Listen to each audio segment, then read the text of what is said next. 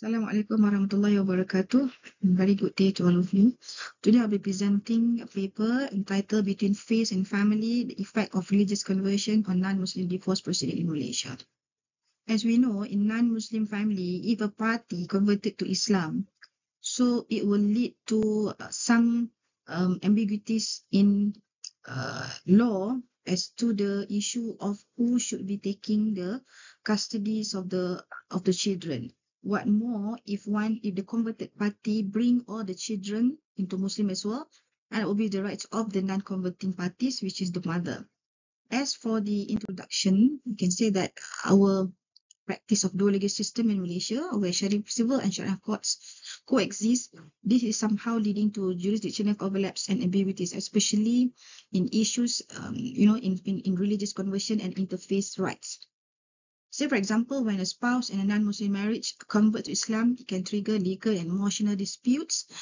This conversion also result in conflicting court decisions and delays due to unclear legal authority.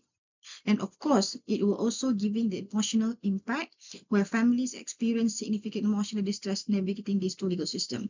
We have the landmark case of Indira Gandhi in 2018 that was decided in the federal court.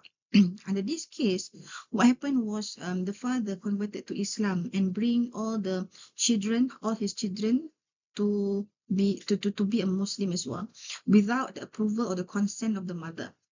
The father, being a Muslim, went to Sharia court and claimed rights of custody, and the Sharia court granted the custody rights to the father for all the children. At the same time, the mother claimed for custody in the High Court, and the High Court also giving the custody right to the mother.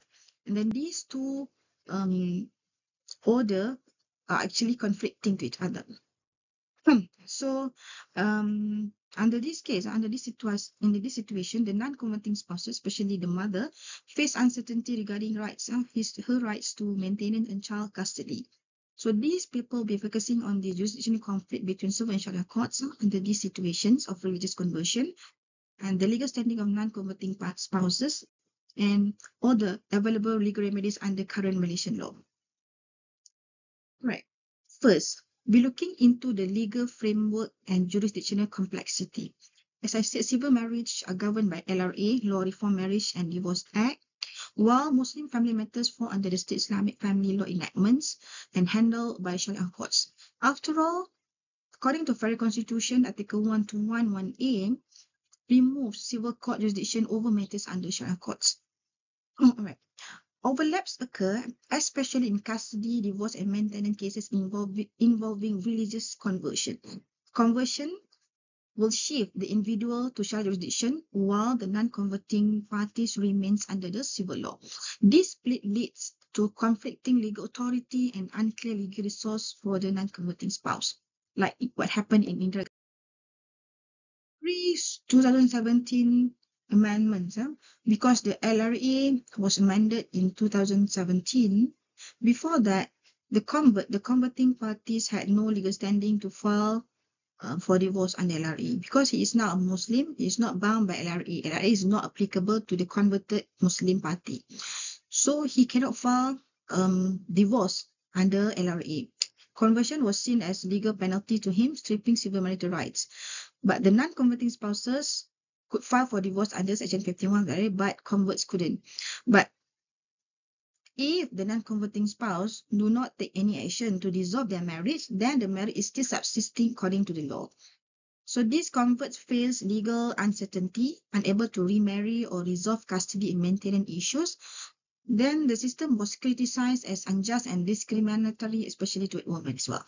So the amendment in 2017 strengthened Section 51, affirming the non-converting spouse's right to divorce and claim ancillary relief. It also addressed issues like child maintenance beyond 18 and non-financial contribution in asset divisions. So among other, the amendments was made to the LRA. So the ongoing challenges from the situation is the amendments did not fully resolve jurisdictional overlaps and rights asymmetry. The dual legal system continues to cause legal uncertainty, especially in interface family disputes. Effect on the family, of course, it will give effect to legal fragmentation, undermines equal protection under the law. Families, especially women and children, face emotional and financial strain due to unresolved legal conflict. So challenges for non-converting parents, of course, these non-Muslim spouses lack legal standing in Sharia court. Converted parents may initiate custody proceeding in Sharia courts, excluding the other parent. Children will suffer emotional distress due to conflicting ideologies and legal system. Effects of religious conversion on non-Muslim divorce proceeding, as we mentioned just now, legal and custodial implication of conversion. Conversion of a non-Muslim spouse to Islam complicates child custody and religious identity. So, for example, if the Muslim father, bring the children following her religion, being a Muslim, but the children did not practice Muslim by having the status of Islam. Okay, this situation will lead into these children also in the future will perhaps apply for conversion as well. Sharia courts may prioritize the Muslim parent right, creating conflict with civil law. Of course, Sharia court will protect the Muslim parent rights, especially in protecting religion. The converting parent falls under the Sharia jurisdiction, while the non-converting spouse and children remain under civil law. So these always lead to conflicting custody claims and legal uncertainty.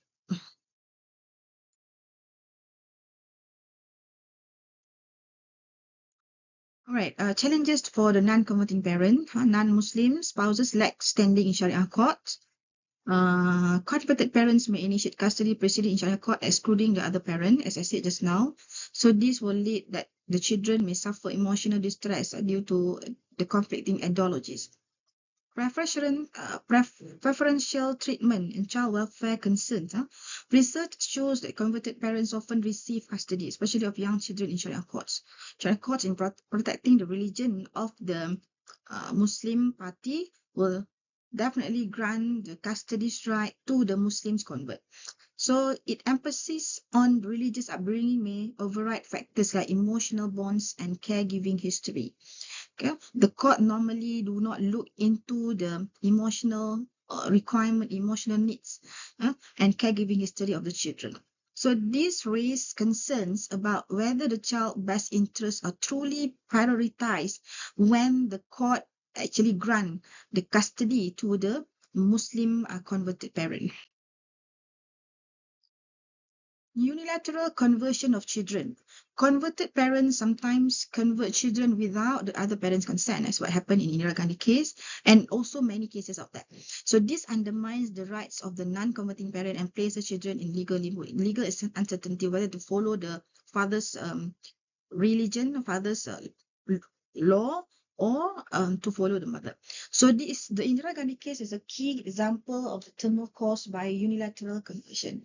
So what happened in Indira Gandhi, it was decided in federal court in 2018. So the federal court has set up a ratio residendi saying that unilateral conversion is not legal, it's not acceptable. Hindu mother challenged the unilateral conversion of children by her ex-husband. This will happen in this Indira Gandhi case. So federal court under this case ruled that both parents must consent to a child's religious conversion, because according to Article 12(4) of the Constitution, the parents were interpreted parents as parents, both parents. So it's reaffirmed civil court jurisdiction in such matters, offering protection to non-converting parents. If you look into the Indira Gandhi case, you can say that the unilateral conversion by the father is regarded null and void. Okay? So the conversion must first, the consent, the approval from both parties must be gotten first. All right, post-ruling impact on and ongoing issues. The ruling set a legal precedent, but implementation remains inconsistent because after Indira Gandhi, there are a lot more cases, unilateral conversion, but the Sharia court or the state enactment laws still acknowledge, still recognize the unilateral conversion, still allowing the unilateral conversions by Muslim parties to be acknowledged according to state law. Enforcement of custody orders across jurisdictions is still problematic, and emotional and legal strains on families, especially women and children, continues. Broader societal implication by this religious conversion in non-Muslim divorce. Religious identity in parenting has tangible legal consequences in Malaysia. The law must balance with religious right, with child welfare and parental equality. Public opinion on the ruling was divided, reflecting societal tensions. As for the conclusion, I think reform must be there, respecting religious sensitivities, while promoting equity and justice. Requires also legal clarity, political will, and societal understanding. Malaysia must navigate this issue with compassion, coherence, and constitutional fidelity for the benefit of all, especially young children. I think that's all. Thank you very much.